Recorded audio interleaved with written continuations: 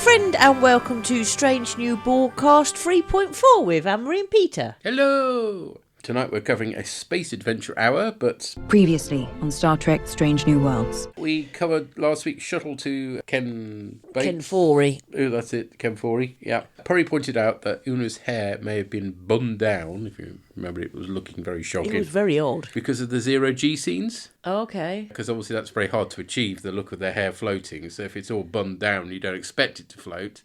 Everybody else on the bridge crew's got very But there's short other hairdos. styles they could have done. Yeah. That would have had the same effect. But anyway, it changes back to a normal style this week, so I suspect that was the it reason. looks like somebody's fucking ironed it. Right. It's like they've gone to another extreme. It looks more her normal hair too to me, but anyway. It looks more normal, but it's almost as though they went, how do we do your hair again? I'm not entirely sure. I'm going to get the iron out. Right. Well, this is Hayward. Tonight we're covering a space adventure hour as directed by Jonathan Frakes. I bet he had fun with this. Yes, I bet he did. He's a good person to come out if you want a comedy episode. Yeah. Galaxies, the last frontier. This is the tale of the USS Adventure on its 84-month mission as it treks across the furthest reaches of the universe, striving to find unknown life, unexplained phenomena, and new space destinations. To go forward, to go beyond, to go further and bolder than anyone ever before.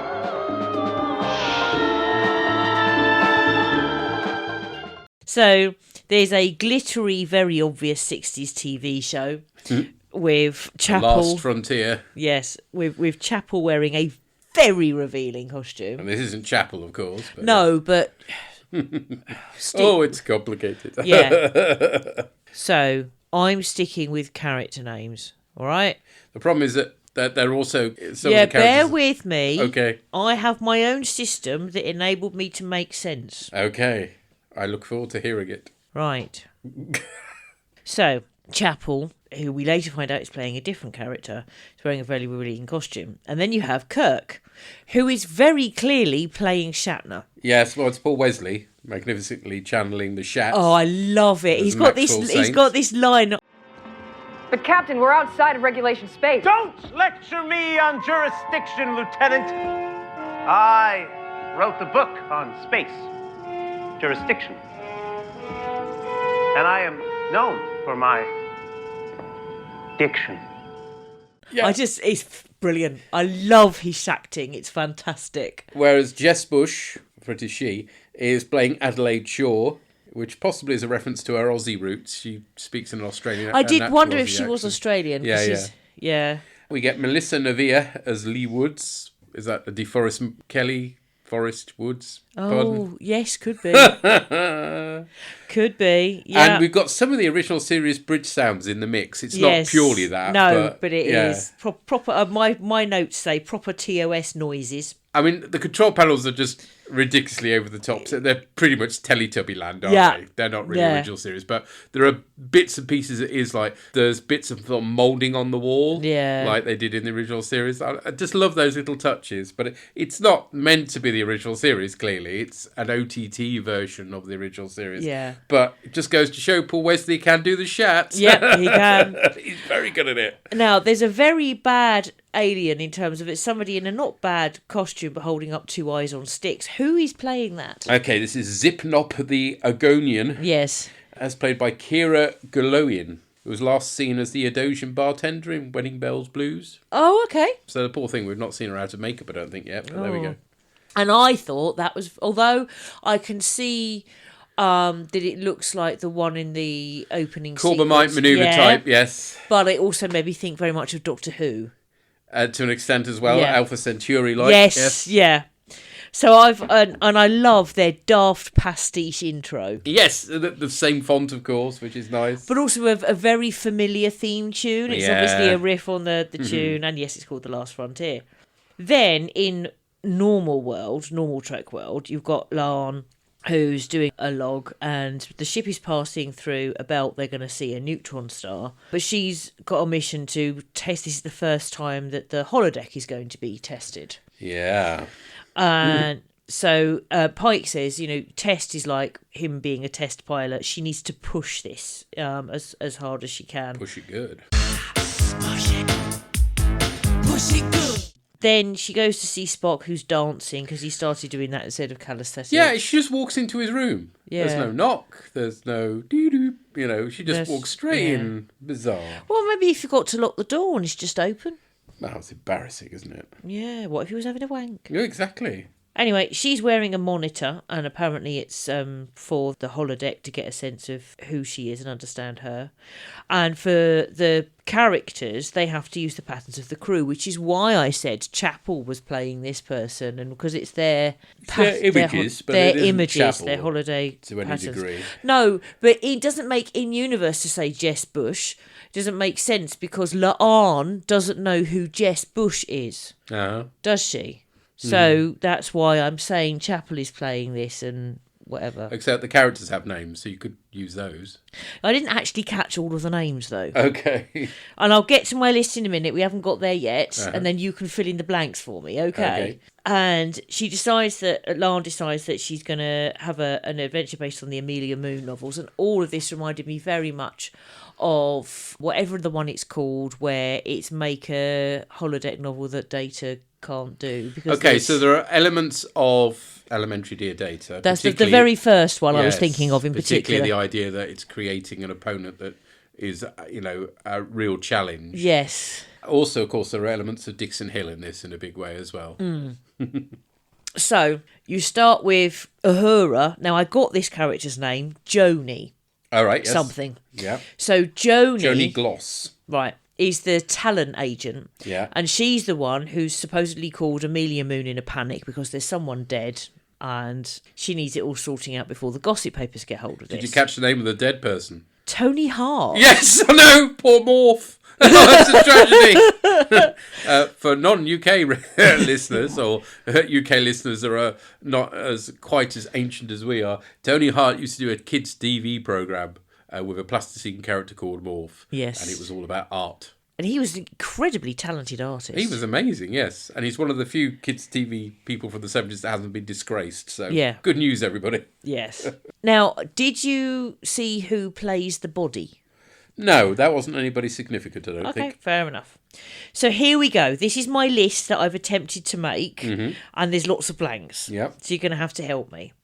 So you've got TK something. Bellows, who's clearly supposed to be Gene Roddenberry. Yes, in a big way. Anson Mount's performance He's amazing. as Roddenberry is spot on. I love it. If you watch a bit of interview footage of Roddenberry, Yeah, you'll I've see watched... what I mean. That weird way he's talking, that's how Roddenberry talks. Yeah. His hair wasn't quite as messy as that, but yeah, brilliant. They've got to do some things to create a bit of differentiation. So. But no, I love that. Then I think I got the next name down, Sonny Lupino. That's right, who represents Lucille Ball in our reality. And effectively played by Una. Yeah, who owned the studio. Yeah. There's a reference to her ex-husband, who in the real universe was Desi Arnaz, hence Desilu Studios. Yeah, Desilu Studios. And selling the house, I think that was a thing as well. Yeah. And then you get his line, but you love that house. Then you get Maxwell Saint, who is played by Wesley, whatever his name is, Kirkman. Kirkman, as we're calling him now, is it? Okay, Paul Wesley. Oh, right. Anyway, I like Maxwell Saint. That's quite the name, isn't it? Yes, it is. And then Ortegas is playing Lee, and I hadn't caught the name, but you pointed out it was Woods, but I didn't catch that name. I've just got a complete blank for Mbenga. Yeah, he was not I think he was supposed to be David Bowie at some point. They make a variation. Mick Bowie or something? Mick Bowie, they call him at some point. Mick Jagger, David Bowie, Jimi Hendrix, maybe. Something. Yeah. I mean, he's doing an awful English accent. It's just appalling. Oh, no, but I love how bad it is, though. The character's name is Anthony McBow with the afro. Okay. And, he's just the boyfriend of... Adelaide, but I didn't get the surname. Sure. Okay, so who's that supposed to be? Is that supposed to be... That's a difficult one. It's not obvious. I mean, she's a first officer, so theoretically she's Spock, but maybe she's actually more... Yeah, Major Barrett's, because she's a female first officer. They make the point, that doesn't make any sense, which is the reason why they wrote her out after the pilot. Yeah. So, yeah, interesting one, that one. Yeah. And so they're talking about the cancellation of The Last Frontier, and that's where you find out that Una was accused of taking a loan from the mob to keep the show on the air, but no, she sold her house, and that's when you get the amazing, but you love that house. And then Tony was apparently agreeing a plan to save the show when Maxwell Saint interrupted, but then Una starts choking and dies of poison. And then La'an is struggling to solve this mystery on her own, so she requests Spock as a partner, as in, like, Cagney and Lacey type partner, if you see what I mean. And he appears, and I think it's Lee Woods says, I didn't know this was a pyjama party, which I like. I'm not sure, but yeah, that's certainly a line that somebody says. And then Kirk is very agitated. Meanwhile, on the main ship, they're getting power outages, and there's a big sensory overload. And we get the real Mbenga is concerned, and you get the bloke whose name I don't think I ever remember at any point, little ensign dude. Little ensign dude. Oh, how sweet. At this rate, I'm just going to start calling him Guy. Ensign Donna Gamble. Right. But again, he starts saying that the power is out. This isn't right. Scotty is then told that he is basically the failsafe. So there's no Pellier again, and no... Oh, this time they say she's on shore leave. It's like, okay, right, fine. Chief engineer on shore leave, fine, when you're doing a big exploratory thing. Doesn't seem very likely, but there we go. And he appears to be the only engineering staff again. That's what bothers me more. Yeah. Not that the chief engineer is not available, fine.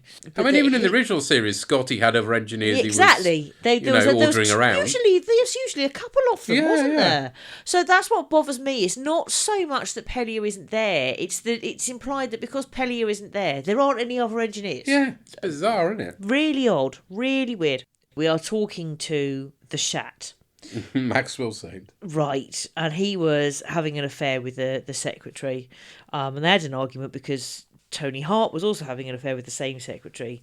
But he was going to be ending it, because then you've got Maxwell Saint and Adele sort of splashed everywhere like they're having an affair, because people always did that, didn't they? If you had a leading lady and a leading man in a show, everybody always assumed they were going out, even if they weren't necessarily. They might have been, but it's not necessarily the case that they are. And that's when I started saying, is Chapel, because I couldn't remember the name of the person who played her, Jess Bush, actually Australian. I did like the line that the character of Adelaide got, where she said, "Did you not notice that both my lines and my skirts were getting shorter and shorter?" Which I'm sure, I don't know if it was a Nichelle Nichols line, but I've heard that line before somewhere. Yeah, I think it is Nichelle Nichols. Yeah.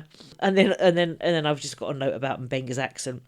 And then my next note is when they're talking to Mbenga and Lee, they're sitting in a chair, and it's exactly like they're doing Knives Out, where they're all sitting in the chair. There is an aspect of Knives Out to this. I mean, I suppose Knives Out just does all detective things, and this is doing some various... But I think the chair thing is deliberate. I think that's a deliberate homage, because Knives Out has been out for a little while, and I think it would have inspired them, because it's... Yeah.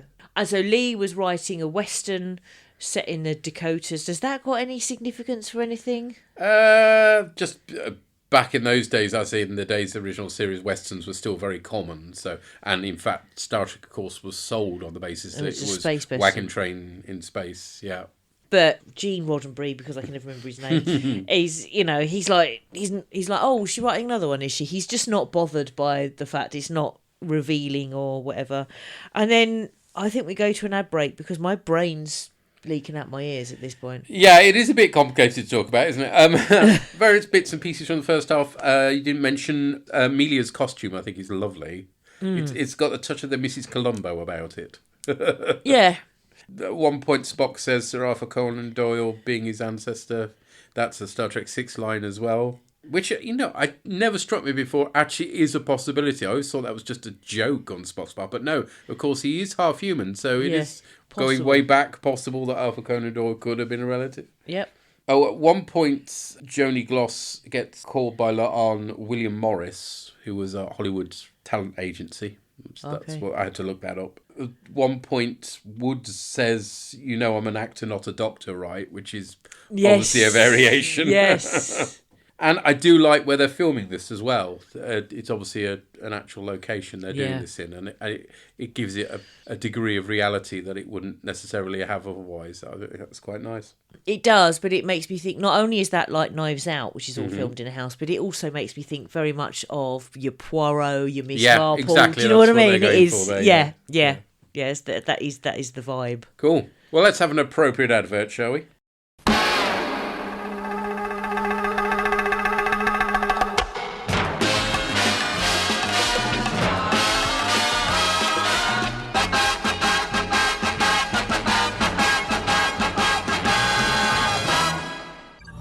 Will Shadd here, bringing fiber to the masses with Kellogg's Raisin Bran. Duty calls. Will Shadd? Every darn day. Whoa. Will Shadd in the house. It's fiber time. Is that dog a Shih Tzu? Perfect. Will Shadd on the car! You're too old for this shit. Kellogg's Raisin Bran. High fiber, happy gut. When Bellows has the spotlight shone on him, he says that he wanted to get out the show and do movies, presumably movies about meeting God. Spock and La'an are nearly hit by a falling chandelier, and she's cut. What a surprise. The safety protocols are off, because that never happened. It does feel a bit by the numbers at times, this episode, unfortunately. But I think some of that is deliberate. You could say that, but that's an excuse in some ways, isn't it, for a lack of imagination? But, anyway, we'll come back to that when we talk about it as a whole. Surprise, surprise, they can't get out or hail Scotty. He's gone to see Uhura since he can't contact the holodeck, and the only way to get them out is for them to solve the mystery. Surprise, surprise, because that's always how these things pan out. There's an argument between the remaining original series characters, needless to say involving Shatner being an arse. Lee Woods is found dead on a couch, with Joni Gloss suspiciously on the scene. She extols the virtues of Star Trek. How it's given more seasons, more people get into this, and it really get to people and be something wonderful. And, well, you're preaching to the choir here, aren't you? But okay, it's sweet. La'an finds a reel of film inside the fireplace, which was the original murder weapon. The film, not the fireplace. It's very hard to kill somebody with a fireplace unless you push him in, I suppose. Yeah. On the bridge, Mitchell, she's back, hurrah, reports a neutron burst heading their way. This is a plot beat that's been used before as well, isn't it? I'm thinking of Naked Now, for instance. The ship can't move and we've got some stellar thingamajiggy coming at us. Oh, no. Of course, they can't move because of the energy drain from the holodeck. Scotty performs a mini miracle to give them some thrust, which basically involves sticking wires in things. Well, I mean, back in the day, it'd have been in the Jeffries tube, but everything has to be in the lab these days. Uhura figures out the problem is the program's AI. Oh, what a surprise, AI being a problem. It's draining too much power. What a surprise. What a surprise, yes. Is it using all of the water as well? Well, yes, it's a wonder they can't get a drink, isn't it? Well, anyway, it's blocking their attempts to contact La'an and Spock. The answer is to join the program. So Spock and La'an are watching the film they found, which features Roddenberry asking Shatner to deliver his lines like an actual human being. I love that. That's brilliant. But Scotty then turns up in the program with a telephone call for Gene, then tells La'an to solve the mystery. Roddenberry turns up with a gun and confesses he was being kicked off his own show. Well, only one season off the reality, after all. He accuses a detective of being the murderer, which seems probable on quite a few shows. We're looking at you, Miss Marple, for instance. A Murder, She Wrote. I mean, come on. Yeah. Spock gets shot, but not seriously wounded. Then La'an realises he's the killer. A hologram Spock would never be suspected. It's a neat solution. The program is ended and La'an recommends they wait a couple of series before introducing the technology again. Although I think we will get it in the animated series. Una tells Scotty he shouldn't work alone. He's still mourning the crew of the Stardiver. I mean, I suppose this kind of excuses the fact that he's always just on his own, but it just seems stupid. I think what it is, though, is what he says about how he was going to finish something and then someone said they would do it and then they didn't, is that he's struggling to feel that he can rely on anybody other than himself. Yeah, for understandable reasons. Yeah. But Una is right that they are supposed to be working as a team and he needs to start doing that. It does feel like a lot of the episodes finish this season with Una bollocking somebody, which is an interesting development, but there we go. She's clearly had the difficult conversations training. Yes, definitely. Yes, that's her job. But this is the scene where it looks like someone has ironed her hair. Thankfully, we don't finish on the completely unwarranted kiss we get between Spock and La'an. Oh, for vomit. fuck's sake. I mean, we've just finally ditched the chapel stuff, so you could think that we're getting to, like, proper Spock, and then we get this. It's just like, oh, fuck off. Yep. But instead we finish on Jonathan Frakes' off-screen voice directing an episode of The Last Frontier, which is nice. I like it. Which includes Shatner doing a Riker manoeuvre. Yeah. Bashing up his chair in the process. Yes. So at least that cheered me up after that stupid kiss anyway. Yes. And I love all the end credit-y stuff. Do you know what I mean? Yes, the outtakes are good. Yeah. Particularly the alien trying to get through the window thing. Do you know what I mean? That's clearly supposed to be the view screen and stuff like that, and problems with the doors and stuff. Yeah. I mean, overall... Hang on. Strange New Worlds or same old guff? I have to ask the question. That's in the rules. Right.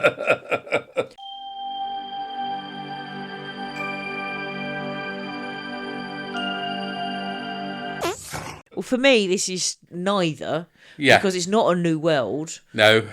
But it's a lot of fun. And it's certainly not new by any degree. No. But it's a lot of fun. It is. And it's not the same old guff, because I don't think this has been done before in Trek. Oh, it has. I mean, in terms of a lot of the plot beats have been done before. No, but as in something like this, a pastiche of Trek within Trek. It's never been this meta before, certainly. No. Strange new meta, maybe, then, if we want to create a new category. But, I mean, it is literally same old guff in many ways. I mean, the trapped in a malfunctioning holodeck is as cliched as it comes for Star Trek. Yeah, except that they're testing it and it's new. So for me, it's not... That's not an excuse, because it uses the same plot beats. That's the problem. But you can't say, they've...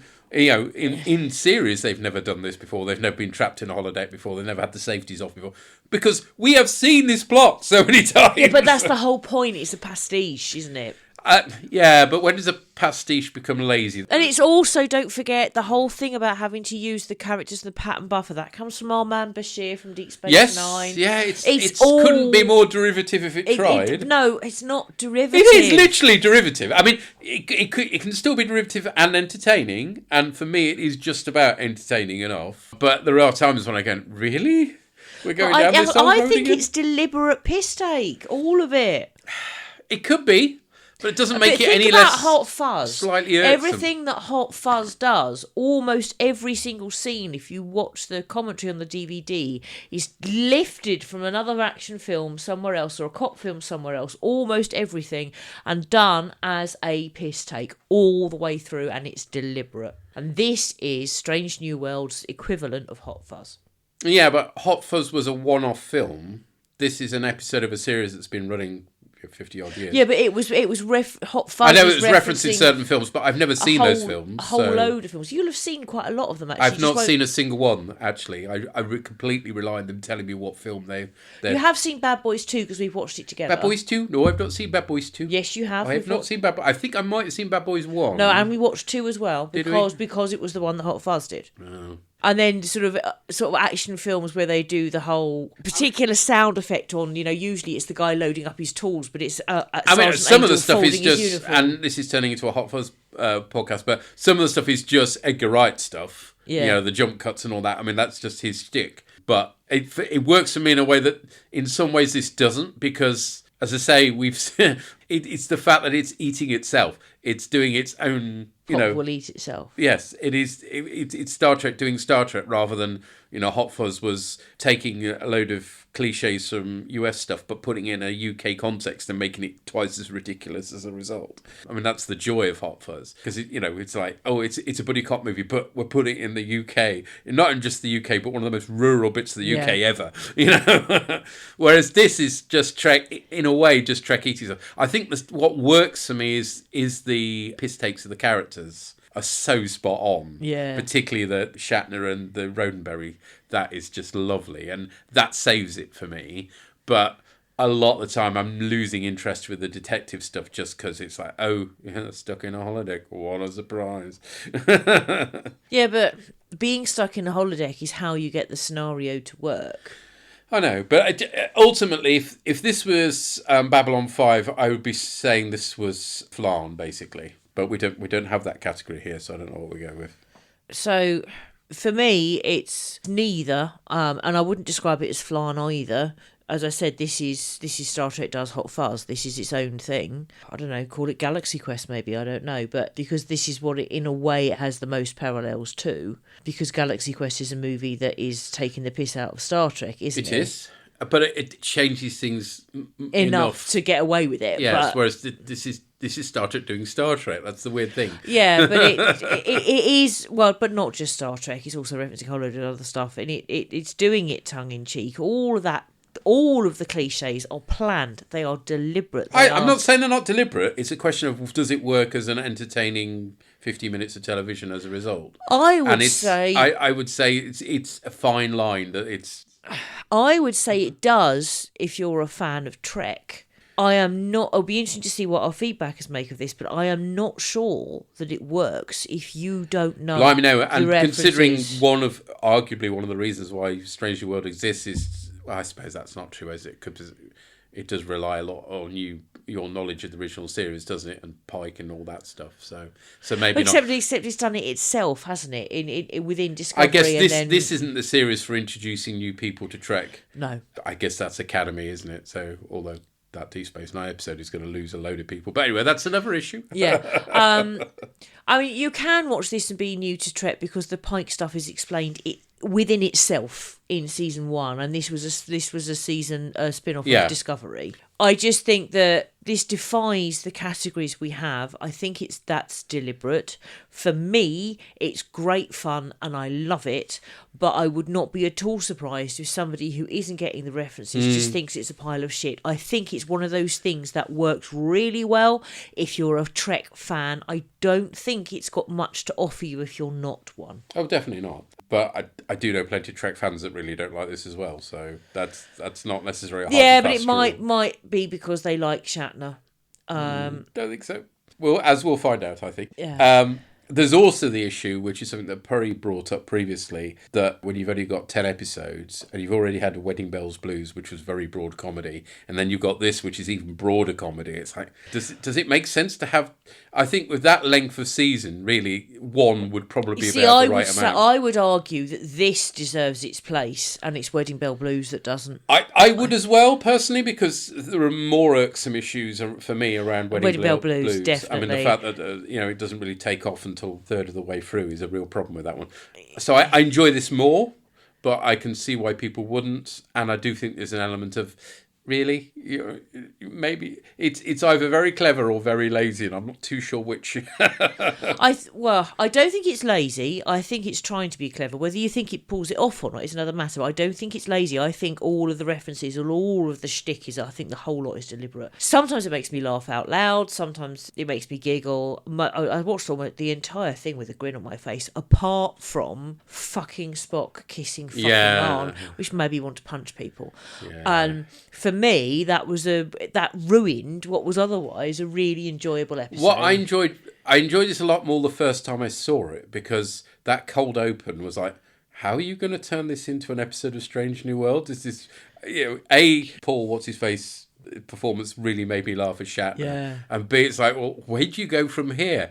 And yeah, okay, they logically excused that cold open in terms of it's the holodeck story about this fictional TV series that looks strikingly familiar. But I think on a later watches, it's like, okay, actually, this is just a bit lazy, isn't it? No, I don't think it's lazy. I think it's deliberate, and I find it fun. I get that not everybody's going to find it fun, but I don't think it's lazy. I think it's planned. Lazy. Well, I do think it's lazy, so there you go. Well, you don't always get the last word on it. No, but you can't tell me that it's not lazy if I think it's lazy. If I think it's lazy, I think it's lazy. I mean, you can't say, oh no, but it's not. It's being, I find it slightly lazy, personally. You can't disagree with that. You might have a different view of it. I think it's more, you're questioning the motivation of the writers, and I think that this was done deliberately. You're not just arguing it's done deliberately, but you're arguing that it's done for effect. Yes. Yes. I don't think it was done because they couldn't think of anything better. Yeah.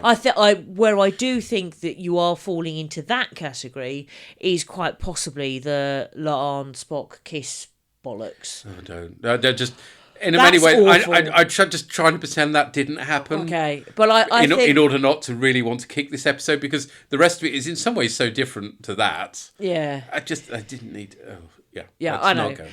I mean, I think, but I think that the writers are writing all of this tongue in cheek, and I think they're planning this. Now, it might not land with somebody, but I think that they are planning for it to be a very typical, oh, look, we're going for a nebula. Oh, look, the holodeck isn't working. Oh, look, there's a problem with the safeties. Does that make... Do you see what I mean? I think it's almost... In my head, what they've done is they've got together and gone, right, give me every single fucking cliche. Can we fit them all in?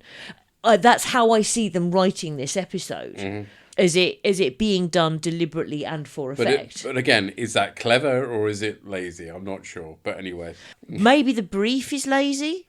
In other words, maybe what they've gone is we need something where we're a bit short of ideas. Maybe something somewhere else has gone down the pan. Can we take the piss out of ourselves? Come at me with yours. So that might be lazy, as in the starting point might be lazy. Yeah. Well, let's find out what other people thought. Patron Jeffrey Mark Hyman. I really, really hated the cold open. It felt really mean-spirited. Is this what the makers of Strange New Worlds really think of the original series? Do they see it as a silly nonsense that makes Lost in Space look like Expanse? Which I think, again, go back to your point, that it's kind of them. It's a satire, basically, of what the original series. They don't think this is what the original series was like, but they're, as many of us do. I mean, Shatner was never quite as bad as our impressions always make out. Apart from the time he was trying to be a horse. there were times actually he was as bad, but mostly he wasn't. But we amplify the ridiculousness in order to make a joke of it, don't we? Yeah, and that's what they're doing. They're here. exaggerating so they don't for think effect. It was that naff. I mean, they don't think that there were big knobs. That's when she fires the lasers, she pulls some up, some down one way, and then some like no. Yeah, I mean, they don't actually think the original was ever that bad. No, but the whole point is they're amplifying it for comic effect. Yes. With that out of the way, I actually enjoyed the episode. Sure, it's just a big goodbye, elementary dear Data, and our man Bashir mashed together, but it was still fun. Christina Chong's Laan is great when she gets to be a character, not a walking bag of trauma. Blimey, there's a phrase. Yeah. The rest of the cast seem to be having a lot of fun portraying very different kinds of characters, especially Anson Mount. Yes, you can tell he's enjoying the role. Oh, yes. We've heard from Sampo and Yona. Now, Yona doesn't have much experience with Trek, is that right? Well, the original series? No, I don't think so. Yeah, we just need to see what she thinks. Hello. Hello. So we just watched Space Adventure Hour. What happened in it? Well, you haven't watched that much Star Trek, so you don't know the trope, but this was basically a holodeck gone wrong episode. It seems that every series has to have one, even though technically holodecks weren't invented at this point in the timeline yet, although they did try and explain it. But I maybe could have done without a holodeck episode in Strange New Worlds, to be quite honest. I quite liked it. Okay, I'm happy for you. Well, I mean, sticking to the positive parts, I really did like the 60s science fiction show, the shack thing and the ridiculous alien, and that was fun. Short skirts and with bloopers was hilarious. Yeah, but yeah, I mean those put a smile on my face, and unfortunately they were. I mean, from my point of view, those were the best part of the episode. Annoyed that Spock needs a new romantic partner after he's kind of Casanova there. Yeah, I mean he's jumping from flower to flower. And the long monologue in the middle of the episode telling how great Star Trek is, indirectly, that felt a bit too masturbatory to me. I mean, not that subtle. They used all the arguments there, like Star Trek being small series but having very enthusiastic fans and the murder mystery. I mean, I bet the actors are happy they get to act outside their normal roles. I mean, it seems we need to have one of these episodes every season. We had the fantasy one, and I'm sure we had something else as well. And for some reason, Kirk was there. I mean, this series version of Kirk without any reason. So I did not see it coming that Spock was a hologram and he was actually the guilty neither, person. So, of course.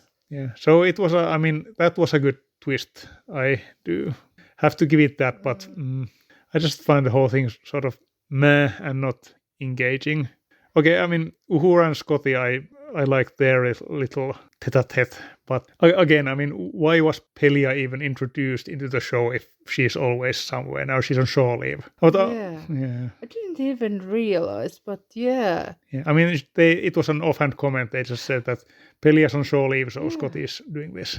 But I mean, I was going to say that, okay, now maybe I sort of bulldoze all over this feedback with my sort of negative opinion. You said you liked the episode, so say something positive. After that. Yeah, exactly. I mean, I'm going to say that it seems that quite many of the crew members have some kind of PTSDs. Yeah, it seems. I mean, now Scotty's got some baggage, and we've Ortegas and Laan, and okay, it hasn't been mentioned since the first season, but Pike knows he's going to end up in a wheelchair. Oh yeah, I forgot that. Yeah, maybe it's a good thing that they left it out. I mean, I guess he made his peace with it in season 1, and it's been forgotten ever since, which I think it's better like that. But yeah, I mean, it's a troubled crew. Yeah. I mean, even Chapel and Mbenga have some trauma from the Klingon War or something, yeah. Yeah, and who was the doctor with the kid inside the computer? That was Mbenga. Yeah. Talk about something that's forgotten about totally as well. Like, I'm gonna remember you forever. Well, it was a bit better than that, luckily. So what did you actually like about the episode? It was very pastel. So you like the colors? Well, okay, I got nothing against the visuals of the episode. They were all very nice. Very nice. I mean, you can like the episode. I mean, you don't have to justify yourself. Yeah. I'm happy you liked it. And I didn't hate it. It was just sort of meh. I could see what they were doing, and it was just... I think it was better than meh. I think it was clever. I guess this is a case we'll just have to agree to disagree. Was the simulation based in something real or not? If it was, I've never heard of it. I'm pretty sure not. Pretty sure not, because it would be safer to create something. I still had fun during the episode. Well, I'm glad for you. Let's see what happens next time then. We shall see. Okay, bye-bye. Bye. Bye. So they're split the same way as we are. Yeah, divisive stuff this episode. I thought it was going to be. Yeah, but I do agree with Sampo when he says that the monologue was a bit too masturbatory. I think... Well, there's nothing wrong with a bit of masturbation from time to time. And now, do you know what you've done? You've somehow superimposed that onto Roy Castle singing about dedication. Masturbation, masturbation, masturbation. That's what you need.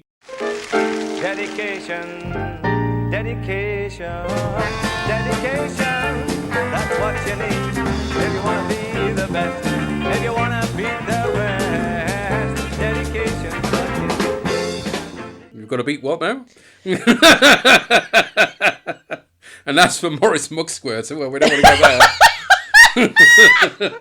Oh, no, we've got to bloody explain record breakers. Oh. That's the only problem with this nostalgia stuff, you know. Sorry. So for anyone... No, go to YouTube, go to record breakers and see what we had to put up with as kids. I mean, really. Well, and there was a newer version that was a bit rubbish. So put in something like Record Breakers Roy Castle and you'll come up with a... They did a Record Breakers The Next Generation, did they? Was that after they discovered that Morris Mucksquerter was a bloody Nazi? I think he was... I think he might have still been in it, but Roy Castle was dead. Whoa! They got rid of the wrong one there, didn't they? I mean, obviously not out of choice, but yes. But I think he was still in it and he looked half dead. Anyway, let's move on from Record Breakers, please. Sorry. He always looked half dead. Yeah, you're not wrong. You're not wrong. Yeah, you are right. Why did we get introduced to Pelia if she's in it so little? I know. I've made that point already this season. I mean, literally, I think she's just in the first story, and that was it so far. So it's like 3 whole episodes we've gone without her now, which seems a bit pointless, really. It does. It's Again, like... I wonder if it's a cost thing that she's too costly to have. In which case, don't make her the chief engineer. Exactly, as you said before. And the thing is, I think when you first raised it, we weren't as far into the season, and I was just like, oh, maybe she's in some of the next ones, but she hasn't been, so it doesn't work. I mean, she's got to be in more. I mean, I must admit, I can't remember now, but she's surely. Yeah. Just surely. And then in terms of the PTSD, yes, but you've got to remember they're not long out of the Klingon War, so that's actually, it's not surprising. Whereas when we're watching, particularly Next Gen, it's been a long time since the Federation. They're a lot more stable and generally happy. Ro is about the only troubled character, and she was only introduced because they realised that they didn't really have much tension because everybody was happy. Yeah, I like the twist as well. I think that's possibly the thing that saves the episode, is that, that was quite clever and there's something slightly original there. Well done. So, yeah, possibly. I like the twist as well. I don't think the episode needs saving, but I like the twist as well. I think in some ways, though, I'm sorry to keep coming back to this, but it does really piss me off, and this is a format for me to vent, so fuck it. It makes the stupid fuck-ass kiss worse, because we've had proper Spock, haven't we? Except he was only a hologram, and then... Yeah, there is kind of... Do you know what I mean? Yeah, I didn't really notice straight away, because I was just thinking internally, he's doing Spock right now. yeah. This is how Spock should be, and then... Oh, fuck. He's back. Mr. Bafario Spock, for no good reason. No. Let's find out when Lama got Sorry. At least he can't be sort of split 2 ways, so... I don't know, you never know. Well, let's find out. Langwell's dog's got a fixie share, fixie tree.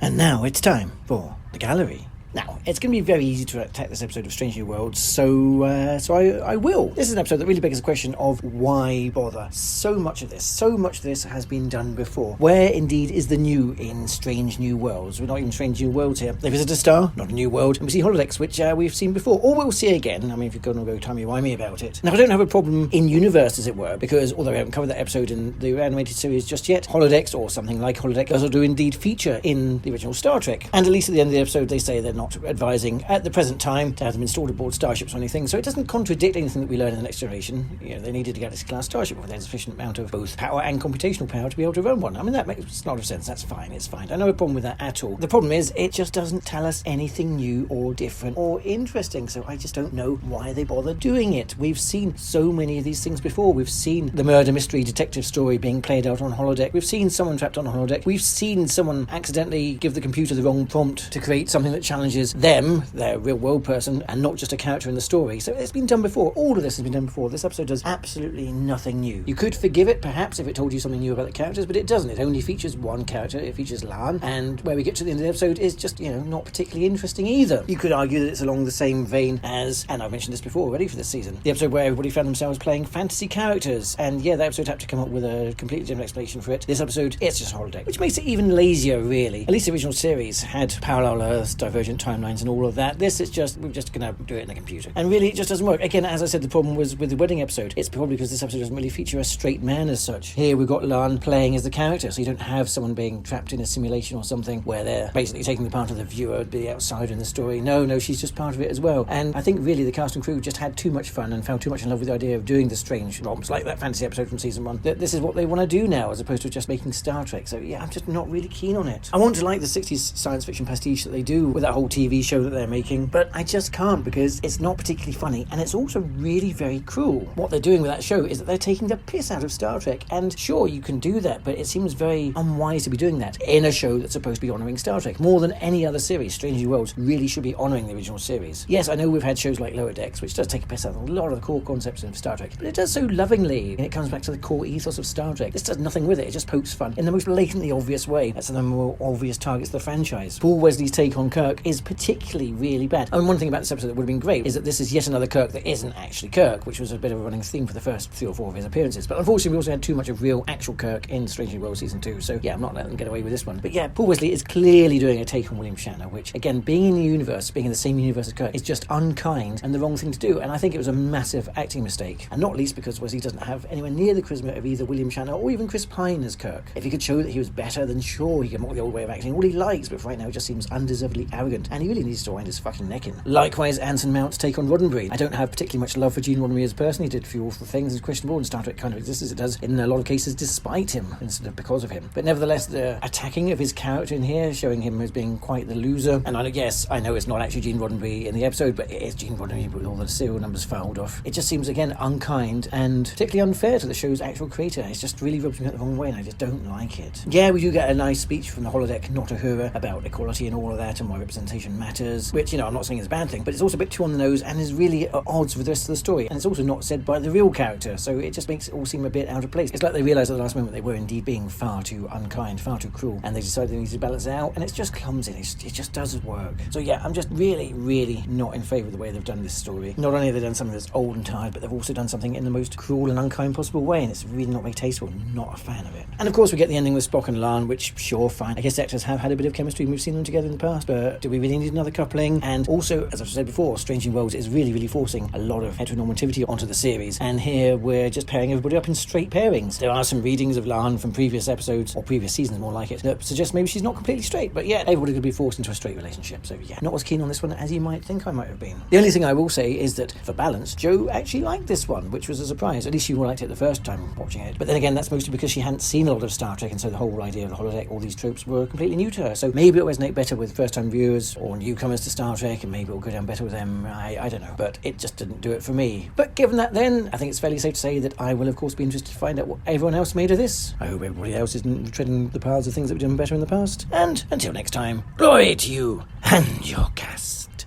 Interesting that Jo liked it, so we've Yes. got another split. I didn't Yes, find... we did get the split. Yeah. I don't find it remotely unkind or unfair. Well, it's not the first person to say it, though, so it clearly can be read that way. I don't think it's intended to be unkind or unfair. Uh-huh. And in terms of the whole Shacting thing, I think I'm biased the other way. I do not like Shatner. I do not like the Shatner's Kirk. And so I think I probably find what's-his-face piss take of Shatner's Kirk even more funny. Yes. I think do you see what I mean? I think that the fact that I don't like Kirk in the original series, the fact that I don't like Shatner's portrayal and I don't like Shatner as a person, you put all them together and I think I'm more likely to find this piss take of Kirk funny than your average viewer. Does that make sense? Mm-hmm. So I think I'm biased the other way on that particular one. In terms of the monologue, I don't think it's meant to be cruel, but it doesn't quite land right in terms of who says it and why and how. I don't think it's necessarily wrong that it's Joni that says it. I don't know. He doesn't say that's cruel. I'm trying to remember what his criticism of that was now. He was saying that was kind of like them realising that they had been cruel and trying to make up for it. Which, I mean, is possible, but then I think Sampo criticised it for being too on the nose. Yeah. I think that's a fairer criticism of it. I think it does feel a bit like it comes out of nowhere. But, I mean, it's not untrue, and it's nice to be hearing it. But yeah. I think Lama wanted to hear it from one of the actual characters rather than this, because obviously she's not an actual original series character. She's just this random agent person. So. Oh, I see. So he wanted to hear it from Adelaide Shaw or even the Roneberry Right. parallel. Oh, no, okay, I hadn't understood that. Fair enough. And let's face it, the Roneberry parallel wasn't that far off. I mean, no. He lasted 2 seasons being out before being kicked off his own series. And yeah, he was devastated by that, understandably. So, I mean, and certainly, yes, he did have his faults. So, interestingly, they don't focus on that. I mean, he's not womanising all the time in this one, interestingly. Well, he's splashed across the pages, but... Yeah, but yeah. In terms of it being in universe... It sort of is and sort of isn't. So it's the writers are. You've got the writers of Strange New Worlds taking the piss out of the original series. Mm-hmm. But it isn't in universe. This series didn't exist in the Star do you Trek see universe. Yes. Do you they see do what I kind mean? of have their cake and eat it with this one, because it's actually about this detective series, detective character that she's getting involved with, that is covering this murder on this TV set that's strikingly similar to the original series. But it isn't. Yeah. It's Do you not see what same it's as, I get the in-universe argument in terms of the writing, because the writing is. Yeah. But it's not really as a show. In terms of, though, I do absolutely take your point about all the bloody straight pairings, and La'an was not written, it was at the very least hinted that La'an was not completely straight, if nothing else, earlier on. It does seem to me that Star Trek has not succeeded in finding a middle way between... Academy seems to be practically every pairing is gay, which fine. I mean, I prefer that personally, but it is certainly true that it's harder to see any. I suppose the closest is the captain and that Klingon dude, isn't it? That she obviously had some dalliance with in the past. But, I mean, that's pretty much the only straight relationship we seem to have seen. Well, no, it's Broccoli. Yeah. And I the try my telepath. best to ignore him. Yeah, that's true. Broccoli and the telepath. That's all over the place. And it's true. Anyway, but it's certainly true to Strangely Worlds. It's as straight as a die. It's weird, isn't it? I don't think it was originally written that way. No, I don't think it did. The As first I season, think- there was a bit more of a suggestion, The first wasn't there? season, I think there was also a suggestion that Chapel was bi, or pan. Yeah. I'm sure there was a line, and it has all gone very straight. But you can't... I mean, people have claimed, oh, well, that's because Paramount was... was that takeover deal and stuff. But, I mean, Academy couldn't be more gay if it tried. I mean, that's great. But, yeah. But it is... There's a difference between, I think, being predominantly straight and, like, really in your face.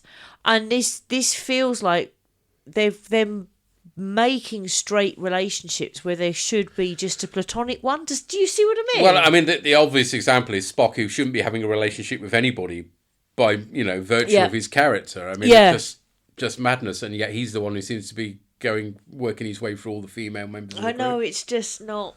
But even if they weren't... I mean, it's worse that they're doing it with him, but they could be doing it with anybody. It just seems that everybody seems to be always shagging somebody and paired up with somebody. Yeah. Do you know what I mean? In a way, and straight, in a way that in Next Generation, you haven't got the gay relationships, but not everybody is in a relationship. Do you see what I mean? There's very few relationships in the Next Generation, arguably. You've got Troy and Riker off and on. You've got but Crusher and mostly Picard off and on. Mostly off. But the only one really is Brian and Keiko, and they're not regular characters. They're very much in the background. Yes. So do you see what? Yeah. I totally get where you're coming from on this point, Llama. That it's shoving heteronormativity down your throat. Yes. And that's not fun. I'm just not going there. It's not going there. It's the gag reflex. Anyway. Oh, God. I'm sorry you didn't enjoy it. Yeah. But if you didn't, you didn't. You can't, Yeah. comedy is subjective. Yeah, the thing is, I can see both sides of it. I can see the fact that you enjoyed it as a piss take and a satire. I can also see how that would rub people up the wrong way. And there are parts of it that really rub me up the wrong way. But there are other parts I quite like. So I'm kind of stuck on the fence with this one, which is a weird position to And be in. I'm wondering now whether the fact that I really don't like the original series, Kurt. Yes, there's a big part of it. I think that might be a big part of why I enjoy it. Yes. Well, let's finish off with seeing if Puri is conflicted or knows somebody that liked it after all. Let's find out. Hello orcs, Parry here to talk about A Space Adventurer. Now, when I first saw this, I was contemplating the fine line that you have sometimes between celebrating the legacy of a long-running series that's very influential on, a lot of sci-fi and that's done a lot of good in the world, and indeed something we're all here to enjoy. We're literally talking in a podcast about it and getting to the point where you're smelling your own farts. Now, first time I was willing to give it the benefit. This time, I'm erring on the side of farts here. One of the things is it also gets my back up immediately because it's a holodeck episode. Now, when Enterprise was running, part of the sort of promise of Enterprise, which I'd probably argue wasn't always realised, was you could do new and interesting plots because you don't have things that you had in Next Generation.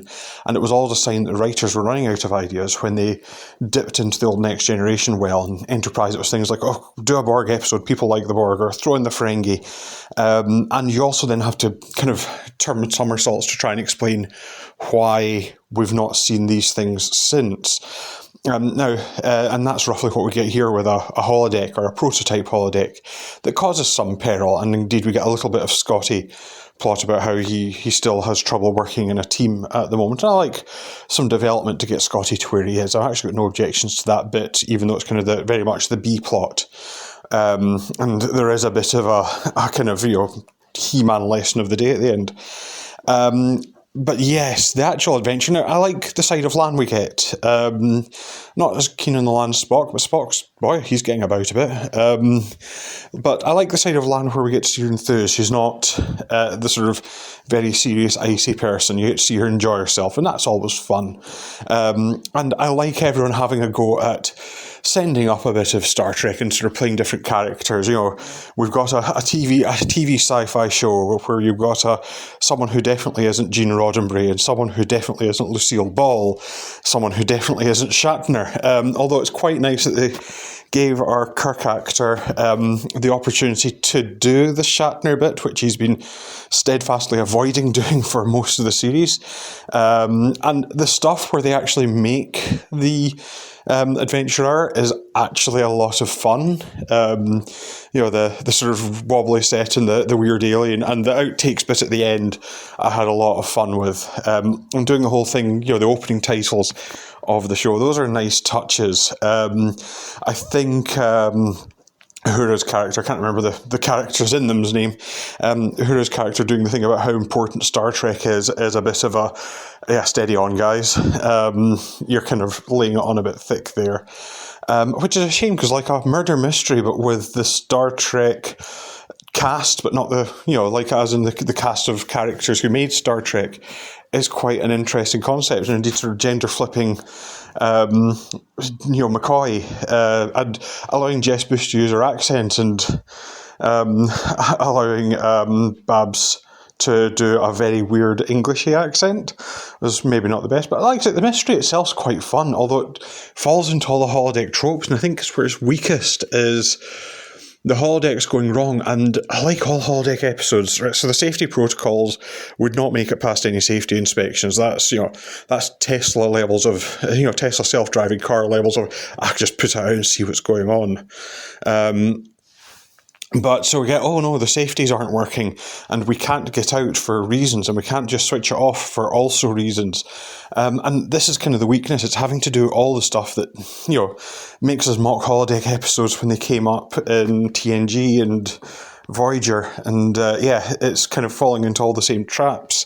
And like I say, it's also got this thing of, it's kind of self-congratulating. The series very much patting itself on its back. So I think this episode was best when it was poking fun. And, again, some of the depictions, was it Pike playing Gene Roddenberry actually works really well. I think he caught a lot of the mannerisms of it. But yeah, overall, this one, it doesn't sit quite right with me. I think it's got too much wrong with it to be something that you can sit there and say, that was good. For all that, I had fun with bits of it. So all that remains for me to say is do keep up the good work. I hope to be back in the next one, and always enjoy the podcast. But until then, bye for now. Bye. So he's more like you then, that there's bits he finds fun. Yeah, but it's ultimately a flawed episode, I think. Yeah. I do like that. Tesla levels of safety testing. Oh, how true. Yeah. And yeah, I do get that it does seem, if you're dipping into the next gen well, something's gone wrong. And that's where I think your accusation of laziness might be justified. That they might have had originally going to be doing something totally different, and it fell by the wayside, and then that's what they did. I just think that they've pulled it off. And yes, that thing about Enterprise, one of its weaknesses, where it was like, yeah, we're going all prequel and it's low tech, that's the whole drama of it, and then they had a version of the holodeck as well, and it was just like, oh, this is just silly. Yeah. We did get a sort of He-Man lesson. We did, yes. It was nice to see Laan more chilled as well, and not have a trauma episode. It's normally a trauma episode for her, isn't it? Let's face it. She's like the O'Brien, isn't she? She had, well, so many characters have been called the O'Brien so far, but yeah, certainly to begin with, it looked more like her because of her relation to what's that person's name? Oh yes. Yeah, the monologue, I mean, I liked it in the sense that it was nice to have something a bit more positive in there. And it also, in and of itself, it felt a little bit of a piss take, because that's the sort of thing that people who wrote in to say you mustn't cancel Star Trek said, if that makes sense. Mm-hmm. But it is a bit thick. And I think most people have agreed that doesn't really work, the monologue of how wonderful Star Trek is. Whether it might have worked better coming from T.K. Bellows, I don't know. Yes, I think that would have been nicer, actually, and would have made more of the character rather than him just being a failure. It would have been, he's a failure, but he also knows that he's got something really good here that he wants to. And this is what he's trying to do. I think it would have made more sense for his character to have said it as well. Yes. In terms of in the story. One thing that did occur to me, but only as a result of you talking about a prequel having a holodeck like Enterprise, is I realised that the answer to this question is because he's not real, but how would Spock know to say computer arch? Do you see what I mean? Because that's a next-gen thing, and they're deliberately dropping it in as a trope, but at no point does Laan, who's the one who's testing the holodeck, thinks a computer arch. That doesn't come in until later, so why is that line there? Yeah, it is just there to reference stroke be lazy, depending on how you want to play it. Yeah. It's there to reference next gen, and it doesn't matter that Spock says it because it turns out that Spock was part of the program anyway. But even so, you kind of feel like you want to have Laan going, why are you asking for an arch? What would that do? Do you see what I mean? Because they haven't got that as a frame of reference yet. In universe, they haven't anyway. Mm-hmm.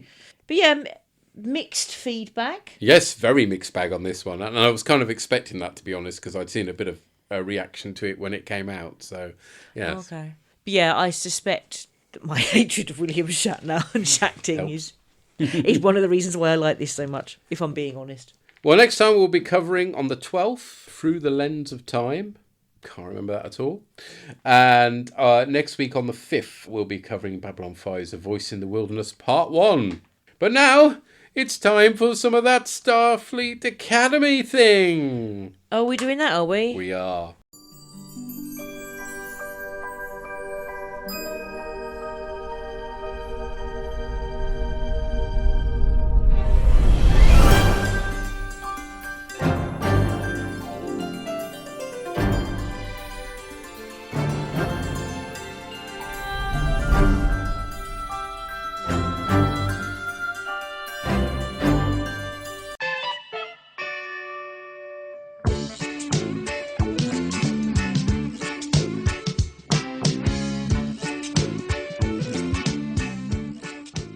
So we had Come Let's Away, which... What was that one?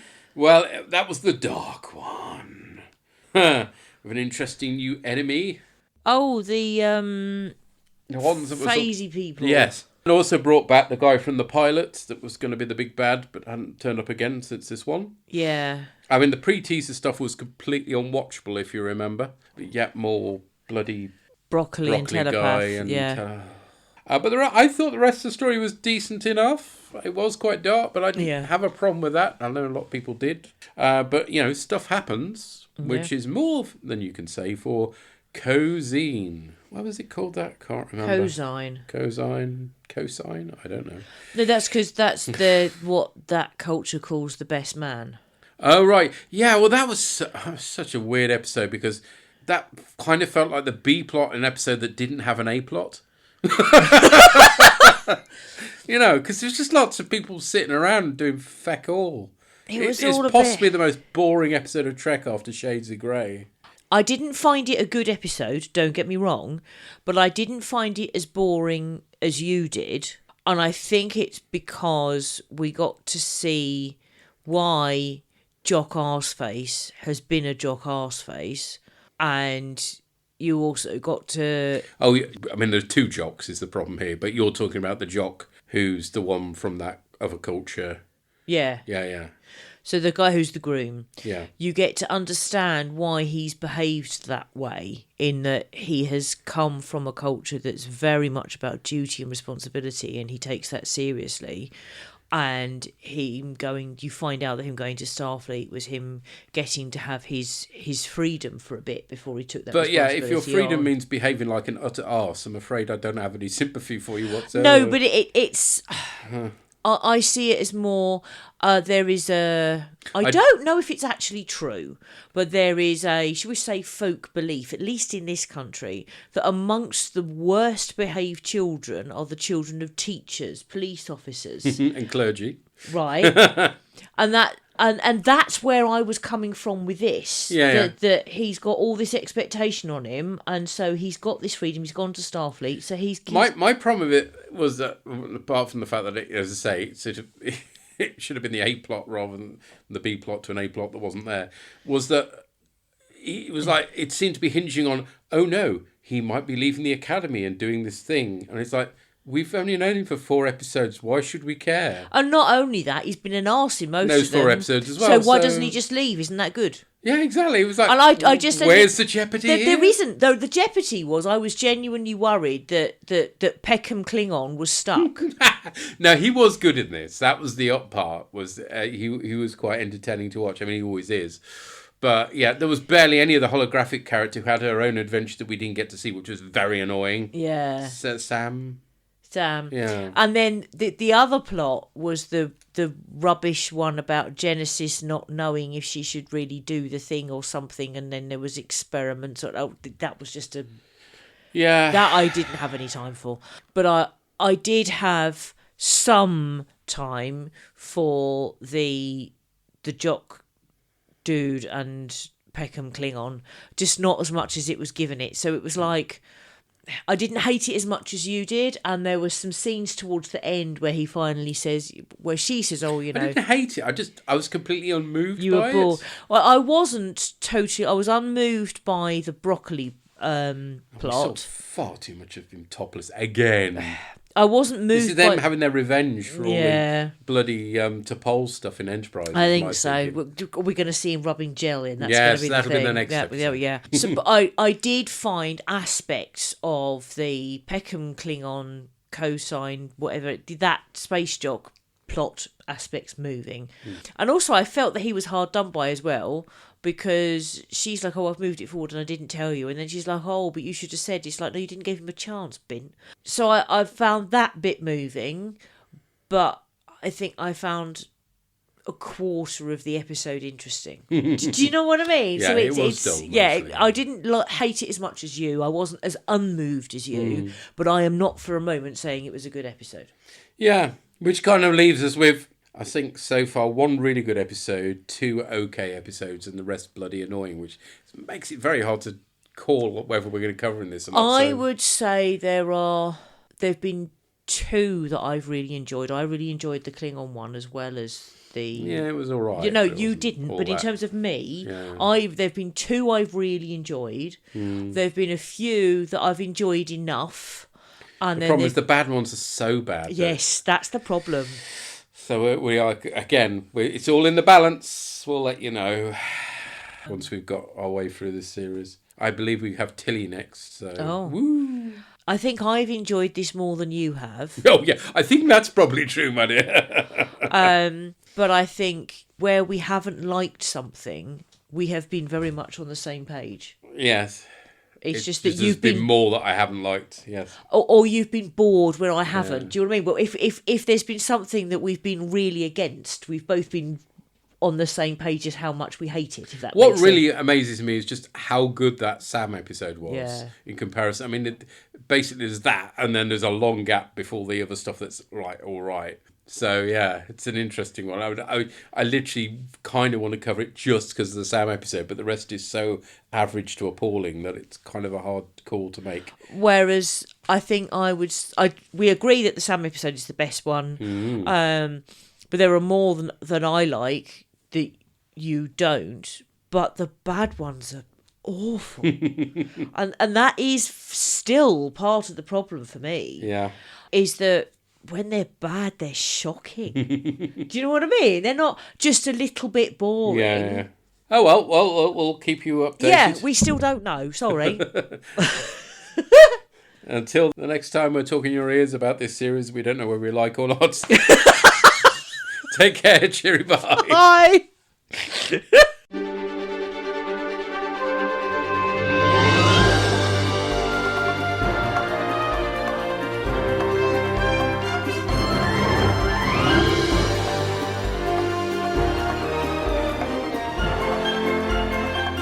The Star Trek theme was composed by Alexander Courage and reimagined for Strange New Worlds by Jeff Rosso.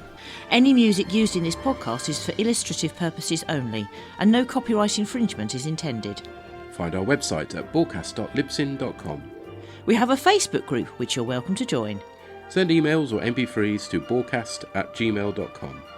Find us on Blue Sky at broadcastammo.bsky.social and revorg.bsky.social.